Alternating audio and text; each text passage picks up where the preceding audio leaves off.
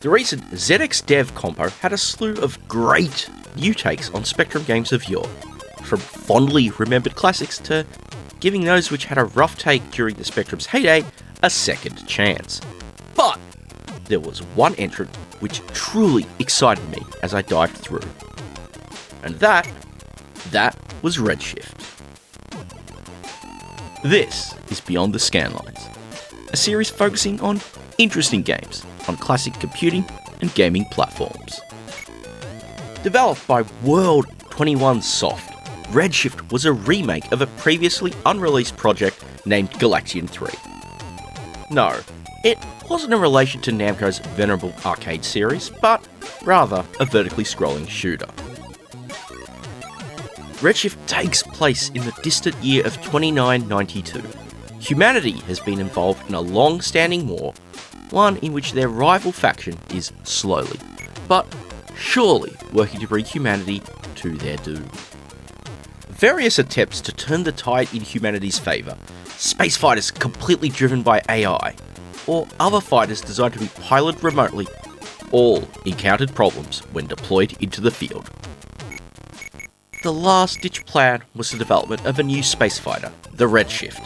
Unlike its predecessors, this one needs to be piloted manually, and you are given the honour of taking it out in a raid against the enemy forces.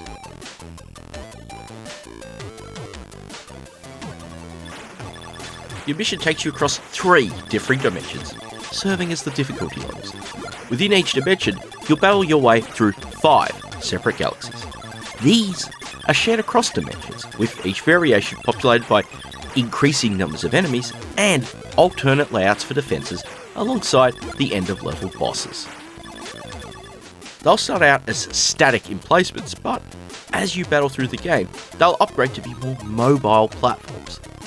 Regardless of their mobility, each is armed to the teeth. Taking them down involves you blasting through a number of weapon emplacements before taking out the core to end the stage.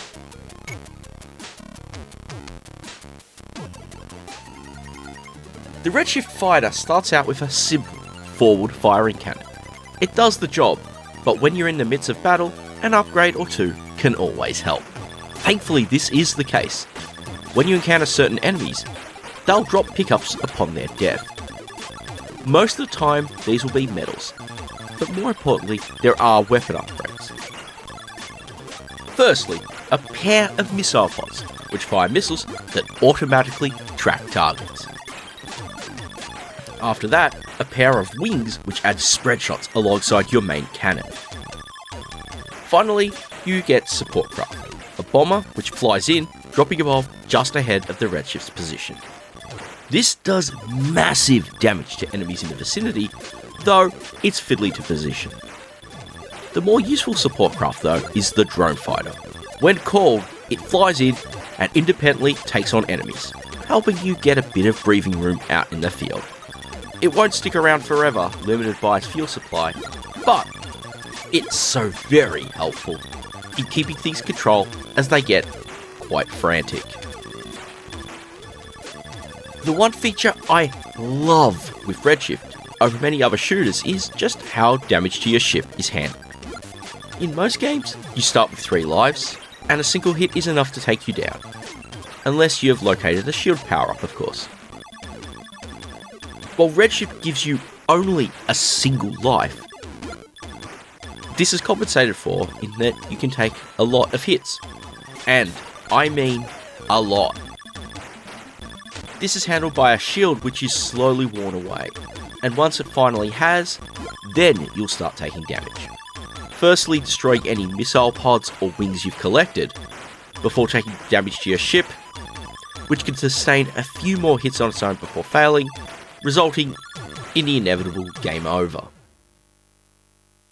It's a system which reminds me a lot of that used in the classic Game Arts game Sylphie, except for one key difference. Your shields can regenerate here. While it may make you think of modern first-person shooters, where you wait a bit and boom, you're back at full strength, the system is slower paced, recharging layer by layer, but only when you've not received damage for a period of time. And so this means battle becomes about trying to avoid taking excessive damage and holding off until your shields can recharge when you have. Something else which also helps here is that enemies may drop a pickup which instantly energizes your shields, and this is so very handy to encounter when under heavy enemy fire.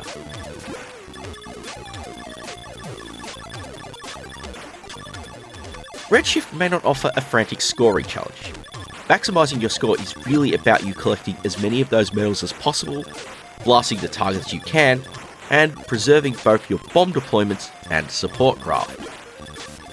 On completing the stage, each of these is tallied up and multiplied individually on the end of stage summary report. This also offers a percentage readout of the number of targets you destroyed, giving you something to beat when you next try out that stage.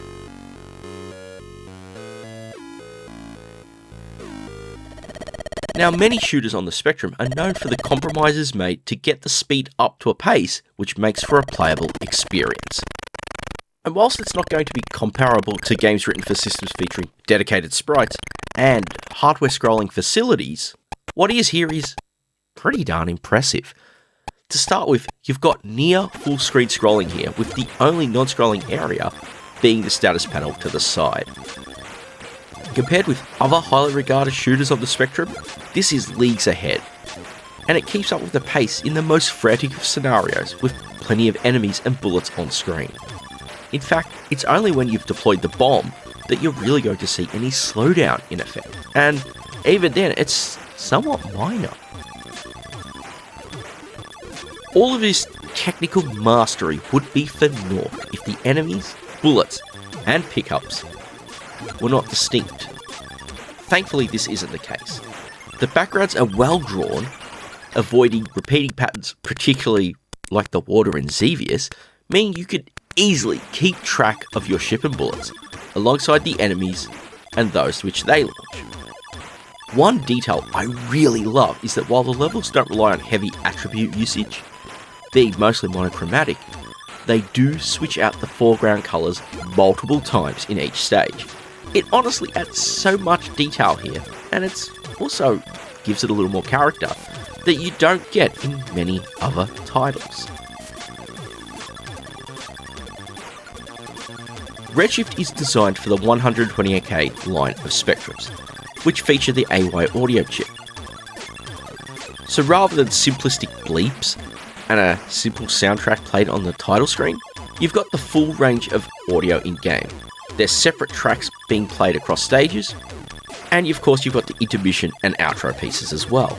It really does a great job in providing the right tone for your blasting shenanigans.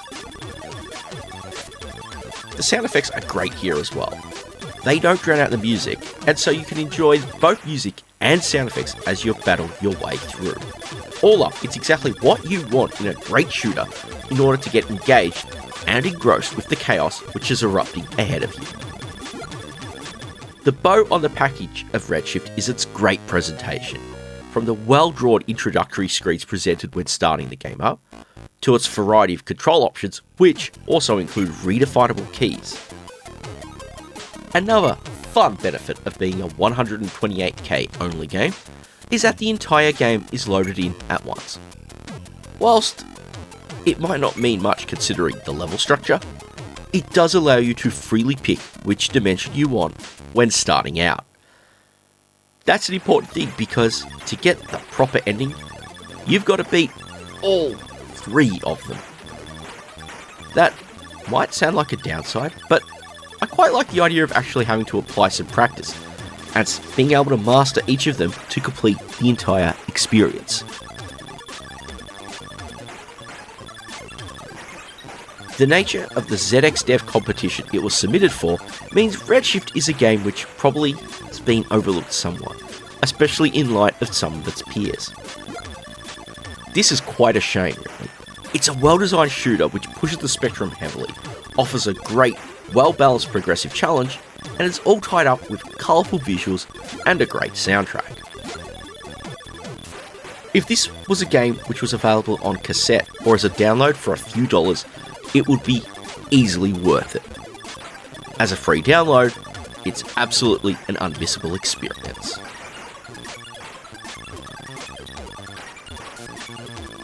Which brings me to the end of yet another Beyond the Scanlines. As always, if you've enjoyed the video, do click the thumbs up as it helps so very much. If you haven't already done so, consider subscribing to the channel, and yes, ringing the bell to be informed when I publish new episodes. Most importantly though, thank you all very much for watching.